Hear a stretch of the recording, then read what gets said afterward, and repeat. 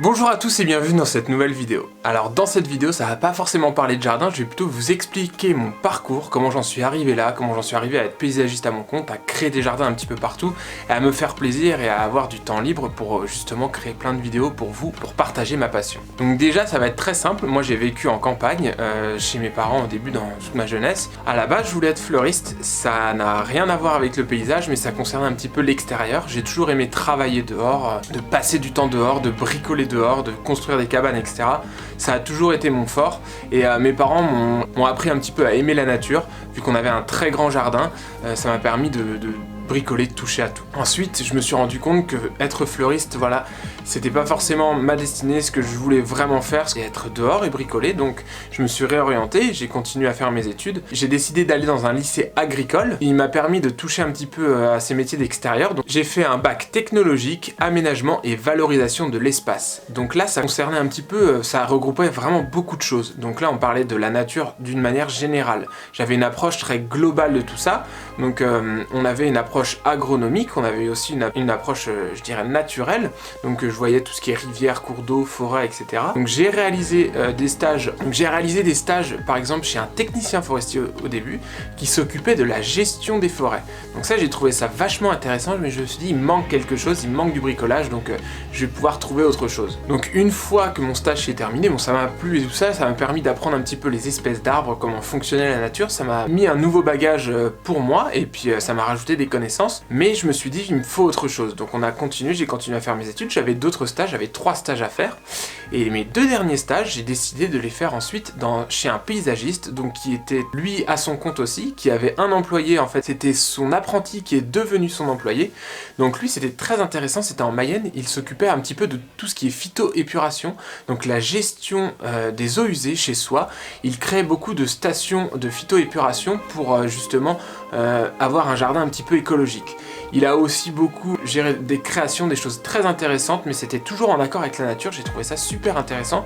Donc là je me suis dit ok, c'est vraiment ce que je veux faire, ça m'a vraiment plu, je l'ai fait pendant 6 semaines ce stage, j'ai eu quand même un petit peu de connaissances, j'ai appris des nouvelles méthodes, j'ai appris comment fonctionnait le métier de paysagiste, il fallait avoir de la volonté justement pour travailler sur le terrain et qu'il fallait beaucoup d'énergie.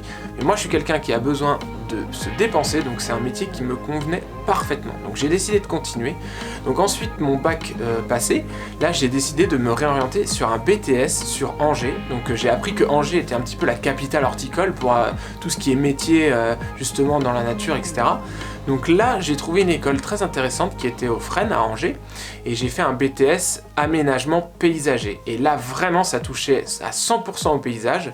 Après j'ai beaucoup appris sur tout ce qui est plantes, sur la biologie des plantes, vraiment on s'est intéressé à tout ça, comment ça fonctionnait. Après j'avais des cours d'horticulture, donc les cours d'horticulture c'était apprendre les plantes, vraiment des plantes ciblées en fonction de leurs exigences, comment on pouvait les reconnaître, etc. avec les feuilles, avec le port de la plante, etc. Donc j'ai appris vraiment plein de choses. J'ai eu des cours de topographie pour apprendre à faire des mesures sur le terrain, j'ai eu des cours d'aménagement paysager, et j'ai privilégié quelque chose, on avait une option, c'était soit apprendre beaucoup le paysage sur le terrain, ou apprendre le paysage sur l'ordinateur, comment faire de la conception, et il y avait comment faire de la création. Moi j'ai préféré m'orienter sur la conception parce que je savais que je voulais être paysagiste, mais je savais aussi que je voulais me mettre à mon compte, ça c'est mon tempérament qui le voulait. Toujours voulu me mettre à mon compte, donc ce que j'ai fait, je me suis dit je vais prendre la conception, comme ça va me permettre d'apprendre à gérer un petit peu tout ce qui est sur ordinateur, les logiciels en 3D, et après plus tard sur le terrain je l'apprendrai par moi-même en travaillant dans les entreprises pour ensuite gérer tout ce qui est création. Donc une fois que mes études se sont terminées, là j'ai décidé de commencer à travailler, donc j'ai eu quand même un petit peu de difficulté à travailler. Au début j'ai pas trouvé de travail dans le paysage directement, j'ai travaillé justement dans une entreprise de pépinière, donc qui se trouvait en Mayenne à côté de chez mes parents, donc j'ai travaillé en tant que pépiniériste pour la saison, et ça m'a permis de réapprendre toutes les plantes, le rempotage, etc. Donc ça m'a permis d'acquérir une connaissance, donc c'était un nouveau bagage. Ce qu'il faut pas oublier, c'est que chaque expérience que vous faites dans n'importe quel métier, il faut toujours se dire qu'il y a des bonnes connaissances et des bonnes choses à prendre. Donc ensuite ce CDD terminé, moi je voulais vraiment être en tant que paysagiste, donc j'ai trouvé justement une grosse entreprise de paysage, forte demandeuse d'emploi, donc là c'est justement ce que je reproche aux très grandes entreprises de paysage, c'est que les chantiers sont parfois très gros, qu'on travaille en très grand nombre et qu'on fait beaucoup de chantiers publics. Mais ce qu'il faut se dire, c'est qu'il y a toujours du bon et du mauvais et c'est une bonne expérience pour après. Donc là, je me suis retrouvé à travailler quelques mois, je me suis rendu compte que cette entreprise ne me plaisait pas. On a fait beaucoup de chantiers publics, à se retrouver sur les ronds-points, sur les bords de route, dans les villes, etc. à réaliser des chantiers, plantations, de la taille, de l'entretien, il y avait vraiment beaucoup de choses. Mais je me suis rendu compte que c'est pas ce que je voulais vraiment faire des jardins chez les clients, avoir ce relationnel client-professionnel que j'aime bien, que j'affectionne particulièrement. Donc je me suis orienté dans une nouvelle entreprise, une petite entreprise de 4 personnes, et là on réalisait beaucoup de chantiers chez les clients dans la ville de Laval où mes parents habitent, et là vraiment ça m'a permis d'acquérir quand même de l'expérience. Ça se passait très très bien, j'ai travaillé pas loin d'1 année chez eux, c'était vraiment génial, mais au final je me suis dit je suis beaucoup plus heureux en bord de mer, parce que moi j'ai une passion, c'est le surf, et en bord de mer j'aurais été beaucoup plus heureux. Donc j'ai décidé ensuite d'arrêter dans cette entreprise et de me diriger en bord de mer vers le secteur de La Baule, vu que je connaissais ce coin-là et que je sais qu'il y a des belles maisons avec des beaux jardins qu'on peut réaliser. Donc là, j'ai décidé, pareil, de continuer un petit peu en entreprise. J'ai trouvé une entreprise assez grosse qui délocalisait sur le secteur de Saint-Nazaire, et c'était un petit peu comme la première entreprise que j'ai faite, la deuxième entreprise que j'ai faite paysage, qui avait beaucoup de chantiers publics, des choses pas très intéressantes. Donc je me suis dit stop, je vais essayer de changer. Et là, je suis tombé sur une très bonne entreprise qui travaillait justement avec beaucoup de chantiers intéressants, où on avait aussi des chantiers publics, mais qui étaient déjà un petit peu plus intéressants, mais qui avaient aussi des chantiers particuliers en équipe de création. Et moi, ça c'est quelque chose que j'ai particulièrement affectionné. Ça m'a permis un petit peu de prendre du bon et du mauvais. Donc parfois, je me suis rendu compte qu'avec les grosses entreprises, là il y avait une vingtaine de salariés, ils avaient tendance à vouloir grappiller un petit peu sur certaines choses, vouloir faire des économies où on pouvait pour économiser au maximum d'argent pour pouvoir payer ses salariés, pour pouvoir économiser de l'argent pour investir des machines, etc. Donc là, ça m'a permis de voir le bon et le mauvais. Donc j'ai appris quand même à conduire un petit peu les machines, j'ai appris toutes ces choses-là. Ça m'a vraiment intéressé, ça m'a permis d'acquérir de la connaissance et de l'autonomie, parce que j'avais quelques personnes à diriger après avec moi, donc ça c'était très intéressant en expérience personnelle.